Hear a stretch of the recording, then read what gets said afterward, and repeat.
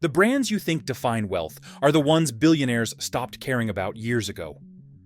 While the world fights over loud logos and hyped releases, the truly rich are shopping somewhere else entirely. Places with no websites, no advertising, no social media presence, brands that do not want to be found. And here is the uncomfortable truth. If you have heard of it, it is probably not for them anymore. Today, we are pulling back the curtain on 10 brands only billionaires know exist. By number 1, you will understand why real wealth stays invisible.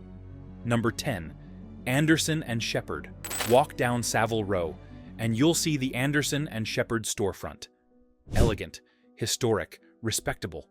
But what most people don't realize is that the shop floor isn't where the real business happens. Beyond the public entrance exists a private, bespoke world that operates on an entirely different plane. No advertising, no outreach, no attempt to be discovered. The clients in this tier didn't find Anderson and Shepherd. They inherited access to it. We're talking about families who've been fitted by the same house for 3, sometimes 4 generations. Their measurements live in handwritten ledgers dating back decades. Their preferences are memorized by cutters who've spent entire careers mastering a single silhouette. A bespoke suit from the private tier starts around £6,000 and climbs quickly from there. But price isn't the barrier. Time is. New clients face waiting lists that stretch beyond 18 months. And even then, acceptance isn't guaranteed. Some applicants wait years only to be quietly declined without explanation. Anderson and Shepherd doesn't chase trends. It doesn't collaborate with streetwear labels. It doesn't seek relevance.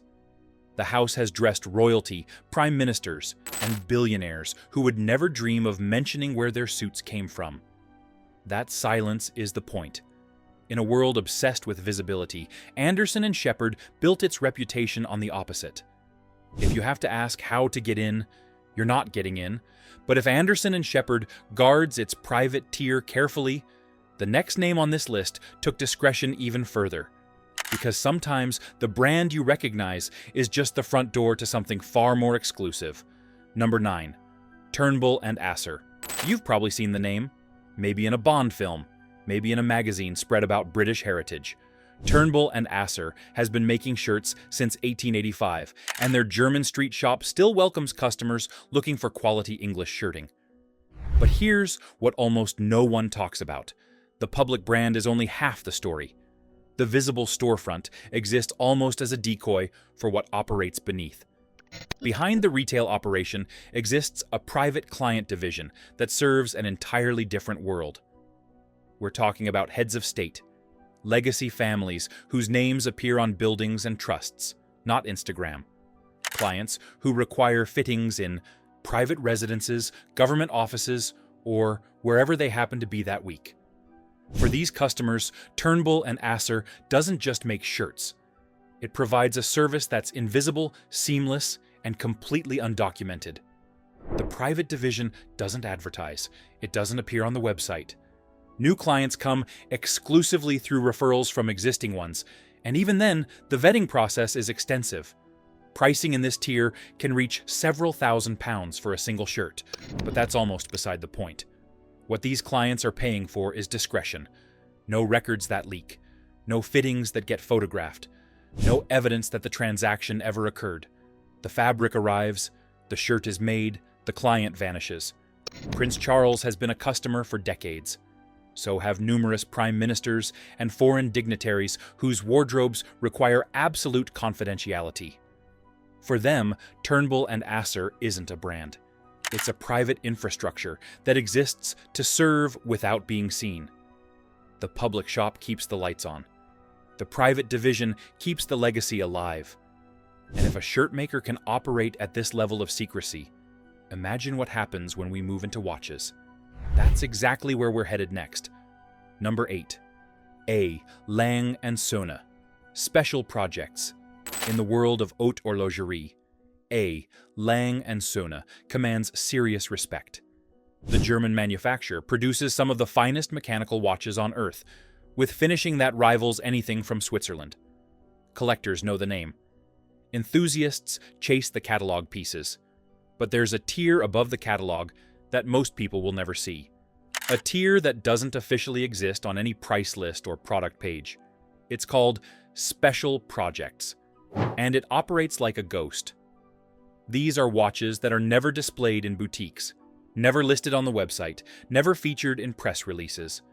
They exist only through private conversations between the manufacturer and collectors who've built relationships over years, sometimes decades. We're talking about unique complications, one-of-one dials, and case materials that will never be repeated.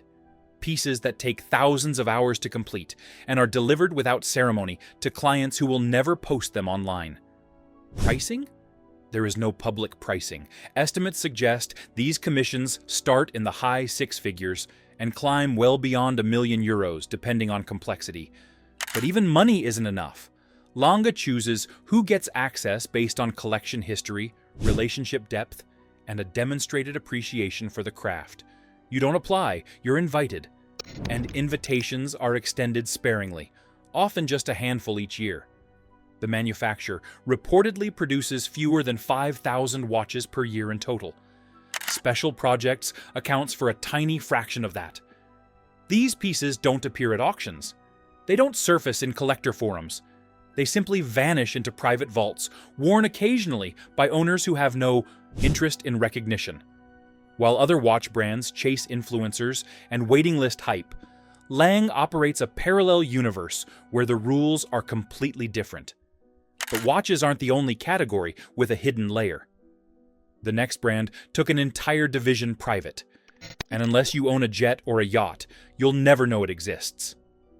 Number 7. Loro Piana Interiors. When most people hear Loro Piana, they think cashmere sweaters and quiet luxury fashion. The brand has become synonymous with understated Italian elegance, the kind of label wealthy people wear when they want quality without logos. But fashion is only one side of the business. And frankly, it's not the side that billionaires care about most. The real money moves through a division the average consumer has never encountered. Loro Piana Interiors operates as a separate division entirely. It doesn't serve shoppers. It serves projects, private jets, super yachts, estates. Clients in this world aren't buying garments. They're commissioning environments. We're talking about cashmere wall coverings woven to exact specifications. Vicuña upholstery for aircraft cabins. Baby cashmere curtains for master suites on 200-foot yachts. Materials so rare and processes so labor-intensive that a single interior project can take over a year to complete. The pricing reflects the exclusivity. Industry sources suggest that outfitting a private jet interior through Loro Piana can exceed $500,000 in materials alone. Yacht projects run significantly higher, sometimes reaching into the millions. The division doesn't advertise. It doesn't have a consumer-facing website. Access comes through architects, yacht builders, and aviation outfitters who've already established relationships with the brand. If you're commissioning a Gulfstream interior or finishing a new build from Lursen, Loro Piana Interiors is a name you'll encounter. Otherwise, you won't. This is luxury that exists purely in private spaces. No one sees it except the owner and their guests. No logo, no recognition, just the finest materials on Earth applied to environments most people will never enter. But if Loro Piana keeps its interiors quiet, the next brand keeps entire garments off the record. Number 6. Cifanelli Private Commissions. Cifanelli is one of the most respected names in Parisian tailoring. The house has been crafting suits since 1980 and earned a reputation for a distinctive shoulder that collectors recognize instantly. Fashion editors write about it. Style forums debate it. The name appears on best-dressed lists with regularity. But here's what almost none of those conversations mention. A significant portion of Cifanelli's work is never seen by anyone. It exists in a shadow tier that the public doesn't access. The private commission tier operates completely off the books. These are garments created for clients who require absolute discretion. No photographs, no documentation, no acknowledgement that the piece ever existed. The client comes in, the garment is made, and the relationship stays invisible. Who are these clients? Sources suggest the roster includes Middle Eastern royalty, European industrialists, and billionaires whose public profiles make discretion essential. For them, a suit isn't a style statement, it's a vulnerability. Being photographed in the same garment twice creates patterns. Patterns create predictability. And predictability is something the ultra-wealthy avoid at all costs. Their security teams understand this. Their tailors understand this even better. Pricing in this tier reportedly starts around 15,000 euros and escalates based on complexity, materials, and the level of secrecy required. Some commissions involve fabrics sourced specifically for a single client, never to be repeated. Others involve construction techniques that the house doesn't offer to regular customers. The public Stefanelli business continues to thrive. The atelier on Rue Marbeuf welcomes clients from around the world. But behind that visible operation runs a parallel service built entirely on invisibility. The suits exist, the clients exist, the records don't. If Stefanelli keeps its private work hidden, the next brand on our list takes restriction to another level entirely. Because some patterns aren't just exclusive, they're permanently off limits. Number 5. Henry Poole & Co. Henry Poole holds a singular distinction on Savile Row. Founded in 1806, it's the oldest tailoring house on the street, and the originator of the tuxedo as we know it. The history alone commands respect. But history isn't what makes Henry Poole truly exclusive. The Royal Register is, and unless you were born into the right family, you'll never see what's inside it. Within the house exists a classification system that most clients will never encounter. Certain patterns, certain cloths, and certain design elements are permanently restricted to specific families. These aren't limited editions that eventually release to the public. They're locked forever. If your family commissioned a particular stripe or check generations ago, that pattern belongs to you and your descendants. No one else can order it. No one else can wear it. The Royal Register traces back to Henry Poole's long relationship with European aristocracy and heads of state. The house has held royal warrants and dressed monarchs across multiple countries. For those clients, exclusivity wasn't a preference, it was a requirement. Having the same cloth appear on another person wasn't just distasteful, it was unacceptable. Today, the system continues. New clients can commission bespoke suits starting around £6,000. But access to restricted patterns requires lineage, not money. You either inherit the right or you don't. No negotiation, no exceptions, no amount of wealth changes the answer. Henry Poole doesn't publicize the Royal Register. It doesn't list which patterns are locked or which families hold them. That information stays internal, known only to the cutters and the clients themselves. For everyone else, it simply doesn't exist. If restricted patterns sound extreme, wait until you hear about the next entry. Because this Florentine atelier doesn't just limit access, it refuses to be found at all. If you're enjoying this breakdown, subscribe for more content like it. Number 4. Bottega Giotti. There's no website, no Instagram, no press coverage. If you search for Bottega Giotti online, you'll find almost nothing. And that's exactly how they want it. In an era where every brand fights for visibility, this atelier chose to vanish completely. Operating out of Florence, Bottega Giotti represents a dying breed of artisan leatherworkers who produce exclusively for royalty, private collectors, and clients referred through channels most people will never access. The atelier has no public storefront, no retail presence, no interest in being discovered. Orders come through referrals only, and even then, acceptance isn't guaranteed. What do they make? Leather goods of extraordinary quality. Handbags, briefcases, luggage, and accessories crafted entirely by hand using techniques passed down through generations. Materials are sourced from the finest tanneries in Tuscany. Construction methods remain unchanged from decades past. A single bag can take weeks to complete, and production volume stays deliberately microscopic. Some years, the atelier completes fewer than 50 pieces total. Pricing is never published. Industry whispers suggest pieces start in the low five figures and climb based on complexity and materials. But price isn't the barrier, access is. Without a referral from an existing client, you cannot commission from Bottega Giotti. Without acceptance from the atelier, your referral means nothing. The gatekeeping is absolute.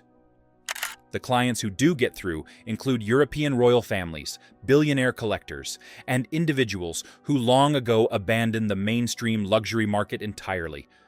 For them, Bottega Giotti represents something no logo brand can offer: genuine anonymity. No one knows you own it, except you. In a world where luxury has become a performance, Bottega Giotti refuses to participate. And if a leather atelier can disappear this completely, imagine what happens when a watchmaker decides to disappear entirely. Number 3. Patek Philippe. Advanced research. Patek Philippe needs no introduction. The Geneva manufacturer sits at the pinnacle of watchmaking, producing timepieces that routinely sell for 6 and 7 figures. Collectors worship the brand. Auction houses build entire events around it. But beyond the catalog, beyond the boutiques, beyond everything the public knows, exists a division called Advanced Research. And it operates on a completely different plane, one that most collectors will never access, regardless of their net worth. Advanced research pieces are experimental. They showcase technologies and complications that haven't yet entered regular production. We're talking about movements with components made from silicon, new escapement designs, and materials science that pushes the boundaries of what mechanical watches can achieve. These pieces are produced in microscopic numbers, sometimes fewer than 10 examples, sometimes only 1. They don't appear in advertisements. They aren't offered through boutiques. Allocations happen privately, directly between the manufacturer and collectors who've built relationships over decades. If Patek decides you're the right home for an advanced research piece, you'll be contacted. Otherwise, you won't know it exists until it surfaces at auction years later, often selling for multiples of its original placement price. The Patek Philippe 5550P, an advanced research perpetual calendar, was limited to just 300 pieces. It sold out instantly through private channels. Today, examples trade for well above their original retail, when they trade at all. Most stay locked in collections permanently. Owners understand what they have and refuse to part with it. For Patek, advanced research isn't about revenue, it's about legacy, proving what the manufacturer can achieve when commercial constraints disappear.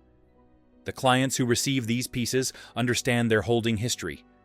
But if Patek keeps its experiments quiet, the next brand on our list took exclusivity even further. Because at Charvet, certain fabrics exist for one client only, forever. Number 2. Charvet Archive Fabrics. Charvet has dressed discerning men since 1838. The Parisian shirt maker operates from Place Vendôme, one of the most prestigious addresses in luxury retail. Walk into the shop and you'll find an overwhelming selection of fabrics, colors, and patterns. It feels abundant, almost endless. But the real archive isn't on the floor. It's locked away, and most of it will never be used again. That's not a limitation. That's the entire point. Charvet maintains a private archive of fabrics that have been retired after a single commission. Here's how it works. A billionaire client selects a cloth for their shirts, perhaps a particular stripe, perhaps a unique weave. Once the order is complete, that fabric is removed from availability, permanently. No other client can ever commission it. The pattern belongs to one person for life. The practice dates back generations and reflects an era when true luxury meant absolute exclusivity. Owning something no one else could own, wearing something no one else could wear. In today's world of mass production and global distribution, the concept feels almost alien. But for Charvet's top clients, it remains standard practice. Pricing for archive fabric commissions reportedly starts around 1,000 euros per shirt, but can escalate dramatically depending on the cloth and complexity. Some clients commission entire wardrobes in exclusive patterns, ensuring that dozens of fabrics are locked away for their use alone. The archive grows larger every year. Thousands of patterns exist that will never see daylight again. They sit in climate-controlled storage, waiting for clients who may reorder or may never return. Either way, they remain unavailable to everyone else. Each one represents a choice made and a door permanently closed. If that level of exclusivity seems extreme, the top entry on our list makes Charvet look almost public. Because at number 1, even the name disappears. Number 1. Anonymous private label makers. Here's the ultimate truth about billionaire consumption. At a certain level of wealth, brands become a liability, logos become a risk, recognition becomes a problem. So what do the ultra-wealthy do? They erase the brand entirely, and that's where anonymous private label makers come in. The final destination for those who've moved beyond status completely. Scattered across Italy, France, England, and Switzerland exist artisans who produce exclusively for clients whose names will never be disclosed. These makers have no websites, no social media, no public identity whatsoever. They create leather goods, clothing, watches, jewelry, and accessories that carry no labels, no logos, and no identifying marks of any kind. Only the client and the maker know the piece exists.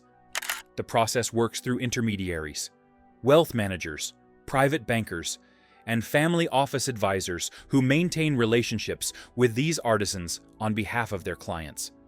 When a billionaire needs something made, the request travels through layers of discretion until it reaches the right hands. The piece is created, it's delivered, and the transaction leaves no trace. Why go to such lengths? Because at this level, luxury isn't about status. It's about protection. Wearing recognizable items creates security vulnerabilities. Being photographed in identifiable pieces generates data. The truly wealthy have learned that invisibility is the ultimate asset. Their possessions exist in a vacuum, untraceable and unknown. Pricing varies enormously. Some anonymous commissions cost less than their branded equivalents because there's no marketing overhead. Others cost dramatically more due to the secrecy involved. Either way, money isn't the constraint, trust is. These relationships take years to build and can disappear instantly if confidentiality is breached. This is the final frontier of luxury. Products that don't want to be found, made for people who don't want to be seen, existing in a marketplace that officially doesn't exist. No hype, no wait lists, no flex. Just the quiet reality of wealth operating on its own terms. And that's the uncomfortable truth this list reveals. The brands you chase, the logos you covet, the status symbols you save for, they're not what billionaires buy. They're what billionaires have moved past. Real wealth doesn't announce itself, it disappears. And by the time you've heard of a brand, the people at the top have already found something quieter.